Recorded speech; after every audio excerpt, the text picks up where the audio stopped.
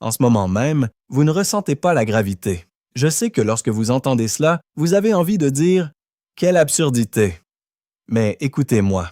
La gravité, c'est ce que l'on ressent quand on ne ressent rien. Lorsqu'un parachutiste saute d'un avion et que son parachute ne s'est pas encore ouvert, à cet instant précis, il ressent la gravité. Vous, assis sur vos chaises en ce moment, vous ne la ressentez pas. Ce que vous ressentez, c'est le sol qui vous pousse vers le haut. Et ces deux sensations, être attiré vers le bas et être poussé vers le haut, sont physiquement différentes. Aujourd'hui, vous allez comprendre comment la masse crée la gravité, mais la réponse n'est pas celle que vous attendez, car la véritable réponse est liée au temps. Et quiconque comprend le rôle du temps dans cette histoire percevra plus clairement que jamais la différence entre ressentir la gravité et lui résister. En septembre 1846, un mathématicien parisien, seul à son bureau, armé d'un crayon et des équations de Newton, découvrit une planète qu'il n'avait jamais vue. Urbain Le Verrier n'avait ni télescope ni accès à un observatoire. Il n'avait qu'un seul problème. Uranus était bien là où elle devait être. Pendant 150 ans, les physiciens avaient utilisé l'équation de la gravitation de Newton pour calculer la position des planètes, et leurs calculs étaient toujours justes. Mais Uranus faisait exception. Une déviation infime, presque insignifiante, mais elle était bien là. Le Berrier émit une hypothèse. Si l'équation était correcte, cette déviation devait avoir une autre origine. Quelque chose d'invisible devait attirer Uranus. Il travailla pendant des mois. Il calcula précisément la position de cet objet invisible. Puis il envoya ses calculs à un astronome berlinois. Johann Gale pointa le télescope exactement là où Le Berrier l'avait indiqué. Dans la nuit du 23 septembre 1846, en moins d'une heure, une planète jamais vue auparavant apparut sur l'écran. Neptune, découverte grâce à une équation. Le modèle de Newton était d'une puissance extraordinaire. Pendant 200 ans, personne ne le contesta. Il a calculé les orbites des planètes, les marées océaniques, les trajectoires des projectiles, les positions des satellites, les manœuvres des sondes voyagées autour de Jupiter et de Saturne, les hauteurs des marées que les ingénieurs navals calculent depuis des siècles. Tout cela grâce à l'équation de Newton. 3 siècles de résultats exacts, et ce modèle était complètement faux. Quand je dis complètement faux, je ne veux pas dire légèrement faux. L'idée centrale qu'entre deux massias quelconques existe une force invisible agissant à travers le vide n'est pas réelle. C'est une fiction utile, une fiction magnifique qui donne la bonne réponse dans 99% des cas. Mais une fiction, quand je vous l'aurai démontré, vous ne verrez plus la gravité de la même façon. Et pour finir, je vais vous dire quelque chose. De toute votre vie, vous n'avez jamais ressenti la gravité. Ce que vous avez vraiment ressenti était tout autre chose. L'image que Newton vous a donnée était la suivante. L'espace est une scène vide et passive. Les masses sont posées sur cette scène, et entre deux masses quelconques s'exerce une attraction invisible qui s'affaiblit avec la distance. La force gravitationnelle est proportionnelle au produit des deux masses et inversement proportionnelle au carré de la distance qui les sépare. Il suffit d'ajouter une constante au début. C'est tout. Cela semblait parfait, mais Newton lui-même ne pouvait ignorer un détail. Il était mal à l'aise. Il écrivit l'équation, constata sa validité, la publia, mais un problème, qu'il connaissait mieux que quiconque, subsistait. Entre la Terre et la sphère, il y a le vide, aucun fil, aucun contact physique. Et pourtant, selon Newton, la Terre attire la sphère instantanément, sans signal, sans délai, sans mécanisme. Newton qualifia cette action d'attraction à distance et écrivit dans une lettre que cette idée lui paraissait si absurde qu'aucune personne sensée ne pouvait l'accepter. C'étaient ses propres mots à propos de sa propre théorie. Mais les calculs étaient incorrects. Alors, il publia ses résultats et laissa le problème aux générations futures. La première faille apparut en 1859 et concernait Mercure. L'axe principal de Mercure tourne très lentement autour du Soleil. Les astronomes appellent cela la précession du périhélie, la précession du point de la planète le plus proche du Soleil. Cette rotation s'explique en grande partie par l'attraction gravitationnelle des autres planètes. Elle pouvait être calculée avec précision grâce aux équations de Newton. Le Verrier effectua ses calculs et les résultats ne concordaient pas. Après avoir pris en compte tous les effets connus, il restait une rotation supplémentaire de 43 secondes d'arc par siècle que personne ne pouvait expliquer. moins d'un centième de degré par siècle, une valeur infime. Mais 10 ans passèrent, puis un siècle, et l'anomalie persista. Le Verrier proposa à nouveau l'existence d'une planète cachée. Il la nomma Vulcain. Les astronomes la recherchèrent pendant un demi-siècle. Ils effectuèrent des recherches lors des éclipses solaires. Des expéditions furent organisées, des affirmations furent ainsi faites, puis retirées. Vulcain n'existait pas. Le problème n'était pas celui d'une planète manquante. Le problème était bien plus profond. Le second fossé n'était plus d'ordre astronomique, il était d'ordre philosophique. En 1905, Albert Einstein publia la théorie de la relativité restreinte, dont le postulat central était le suivant. Rien, absolument rien, ne peut se déplacer plus vite que la lumière. Ni la matière, ni l'énergie, ni l'information. La vitesse de la lumière n'est pas simplement une vitesse. C'est une limite inscrite dans la trame même de la réalité. Comparons cela à la gravité newtonienne. Dans l'univers de Newton, la gravité agit instantanément. Si le Soleil disparaissait en un instant, la Terre ressentirait cette absence immédiatement, sans délai, sans temps de transit. Mais si rien ne peut voyager plus vite que la lumière, c'est impossible. L'information selon laquelle le Soleil a disparu ne peut pas atteindre la Terre plus vite que la lumière. Il faudrait environ 8 minutes. Pendant ces 8 minutes, la Terre serait toujours en orbite autour d'un Soleil qui n'existe plus. La gravité newtonienne violait la limite de vitesse cosmique. C'était une rupture structurelle. Ce qu'Einstein fit alors fut l'une des expériences de pensée les plus étranges de l'histoire de la physique. Il les plaça dans une boîte scellée. Avez-vous déjà ressenti la pesanteur pendant un instant, comme lorsqu'on saute d'un endroit élevé pendant un bref instant ou lorsqu'un ascenseur descend rapidement et qu'on sent son estomac se soulever? Cette sensation n'était pas une illusion. Votre corps vous disait la vérité. À ces moments-là, vous étiez véritablement libre, sans fenêtre, sans aucun moyen de voir l'extérieur. Vous êtes dans l'espace profond, loin de toute étoile. Tout à l'intérieur de la boîte est en apesanteur. Vous flottez. Votre bouteille d'eau flotte. Votre chaussure flotte. Maintenant, je fixe une puissante fusée à la base de la boîte et je l'allume, accélérant vers le haut à 9,8 mètres par seconde au carré. À l'intérieur de la boîte, vous sentez qu'elle vous pousse vers le sol. Vous êtes debout. Vous vous sentez lourd. La bouteille d'eau tombe, vous laissez tomber une pièce de monnaie et elle teinte sur le sol. Tout se comporte exactement comme dans votre salon sur Terre. Einstein a posé la question qui a tout changé. Pouvez-vous faire la différence? Enfermé dans cette boîte sans fenêtre, existe-t-il une expérience qu'il pourrait réaliser pour distinguer entre l'accélération de la fusée vers le haut et la force d'attraction terrestre? Ils mesurent donc l'accélération d'un objet en chute libre et obtiennent dans les deux cas 9,8 ms². Les pendules oscillent de la même manière, les ressorts se compriment de la même façon.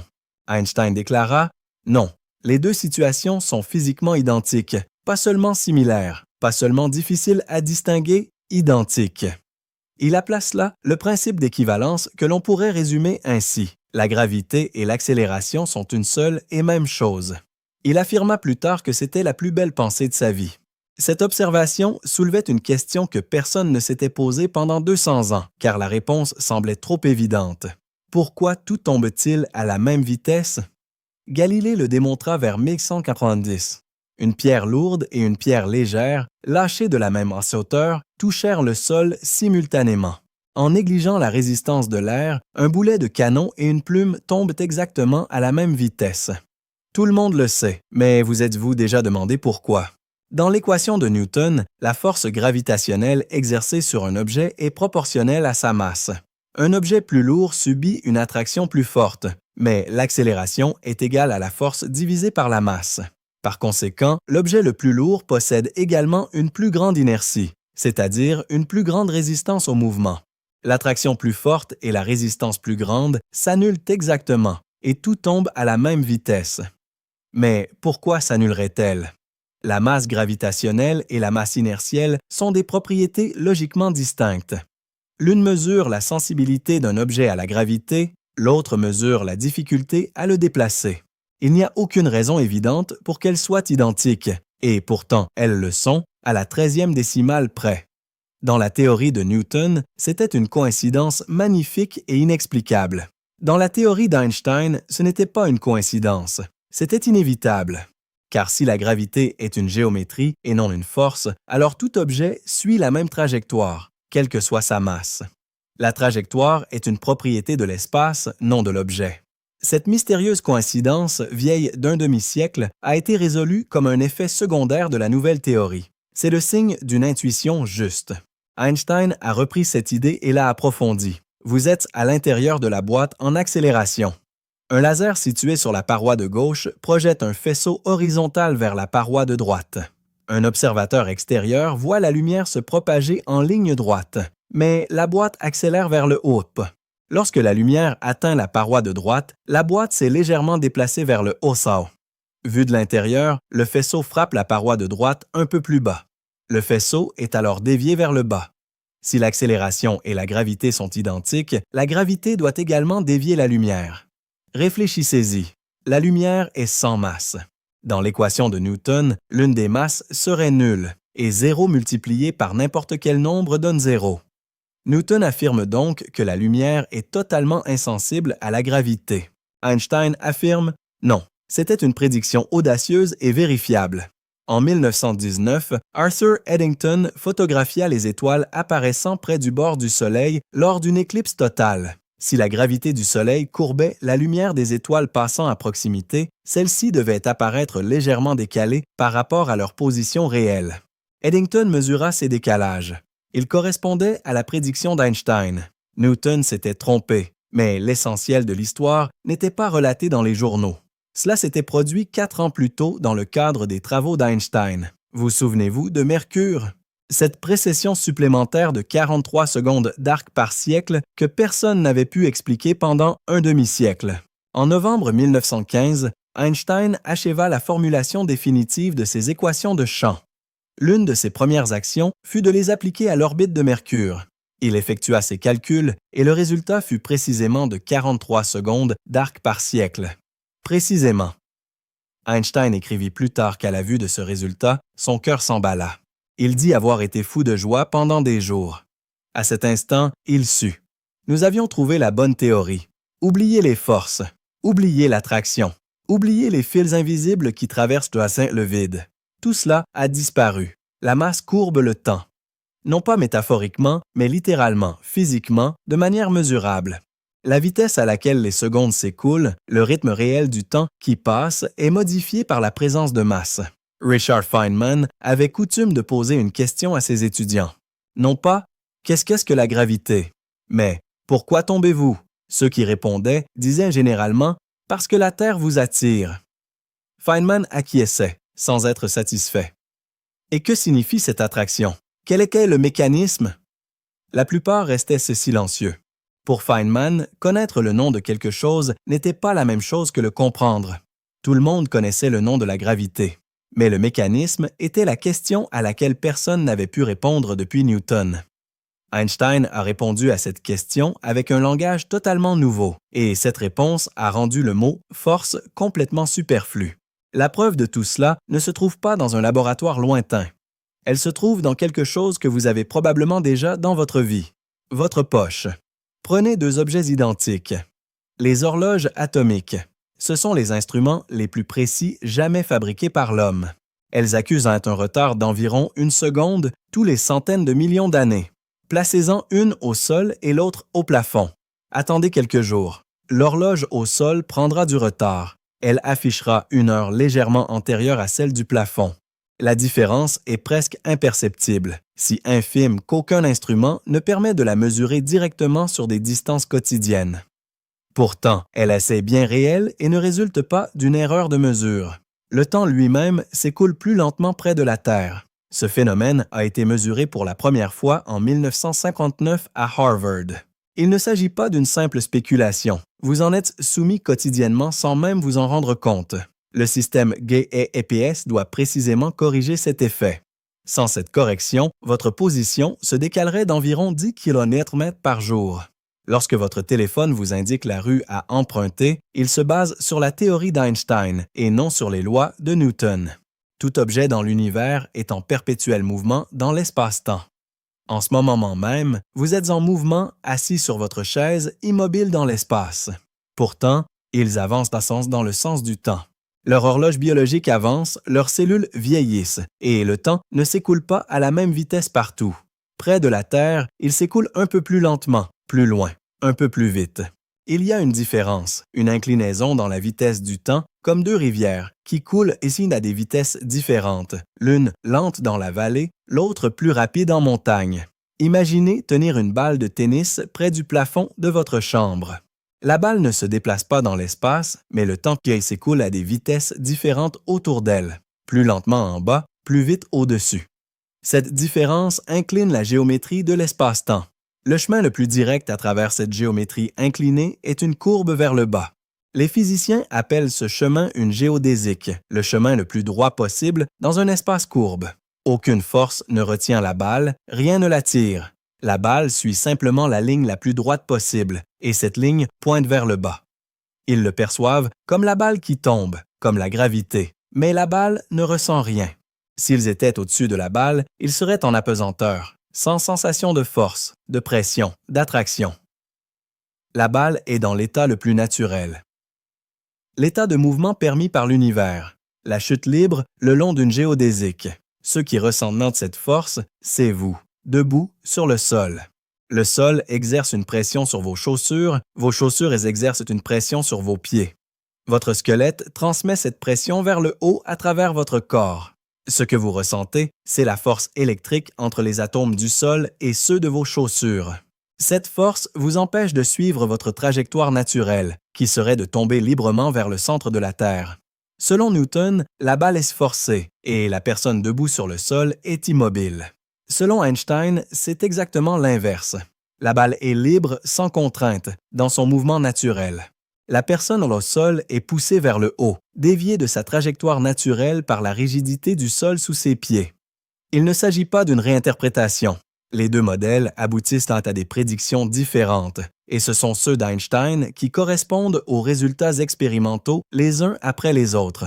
Lorsqu'un parachutiste saute de l'avion, pendant les longues secondes qui précèdent l'ouverture du parachute.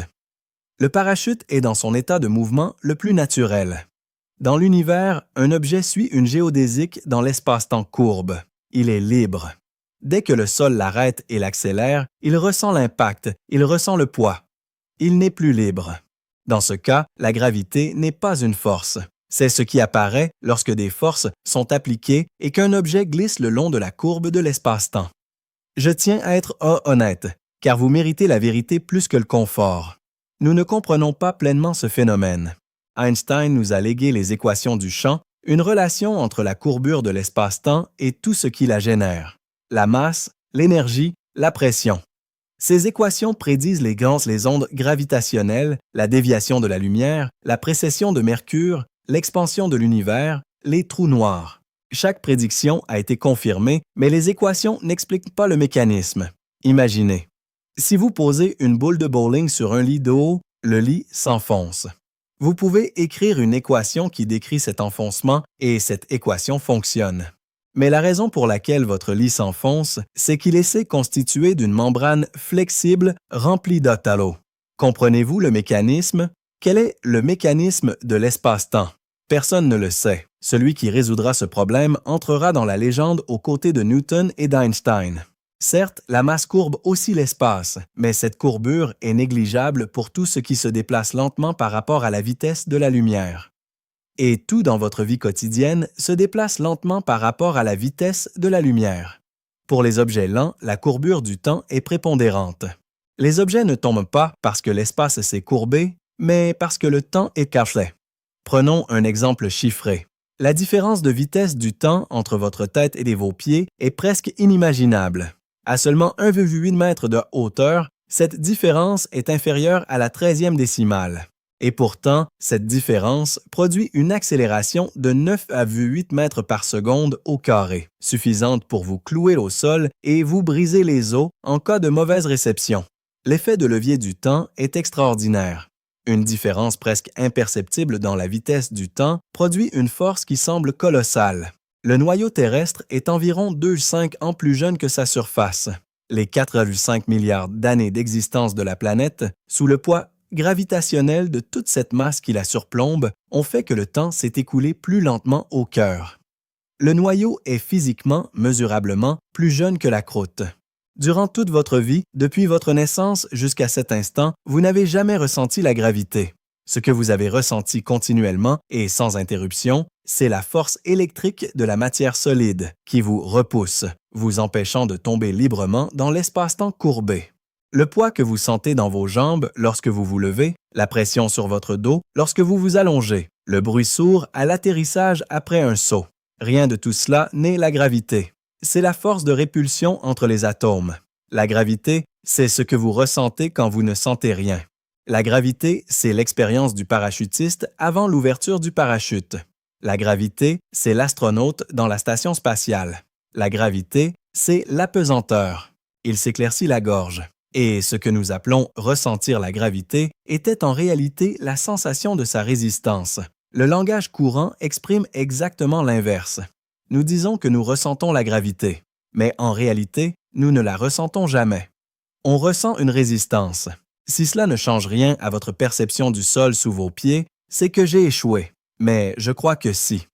La prochaine fois que vous laisserez tomber quelque chose, vous le verrez différemment, l'espace d'un instant. Vous verrez l'objet se déplacer librement tandis que le monde qui l'entoure résiste. Les équations d'Einstein fonctionnent parfaitement, de la Terre aux galaxies. Mais il y a un domaine où elles ont échoué, un domaine tout à fait inattendu face à l'infiniment petit. Cette équation parfaite qui décrit la réalité à grande échelle lorsqu'on se réduit à l'infiniment petit, lorsqu'on pénètre à l'intérieur de l'atome, s'effondre complètement. Et que se passe-t-il à cette échelle minuscule? La géométrie est-elle toujours valable? La réponse risque de vous mettre mal à l'aise. Dans la prochaine vidéo, nous allons voir précisément cela. 2 fentes, un électron, et l'instant où le simple fait de regarder change tout. Oh,